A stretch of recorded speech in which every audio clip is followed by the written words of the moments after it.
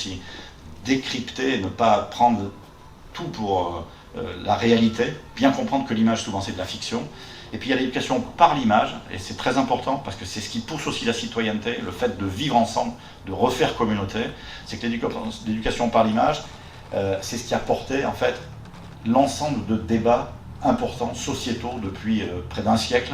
Le problème du racisme, le problème de l'homophobie ont été portés par l'image, par le cinéma. Le cinéma s'est emparé de tous les principaux sujets de société, l'égalité homme-femme, tous ces sujets ont été abordés, pris en main par le cinéma, qui n'est qu'une fiction, mais une fiction qui est la représentation de phénomènes réels. On le voit bien sur tous ces sujets sociétaux, et l'éducation par l'image, elle permet de comprendre en fait tous ces sujets, de les aborder et de les défendre.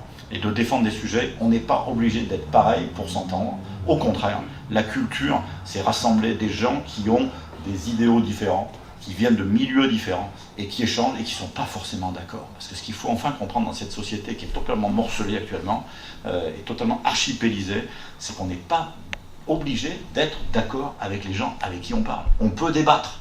On peut débattre, pas dans les extrêmes, mais on peut débattre. Et c'est le sujet de prix, comme je félicite à nouveau l'association et tout ce qui est fait sur Cannes et tout ce qui est fait en France par l'association, parce que c'est un merveilleux terreau d'échange, de partage, et cette notion de citoyenneté, particulièrement pour les jeunes, pour ma génération aussi, hein,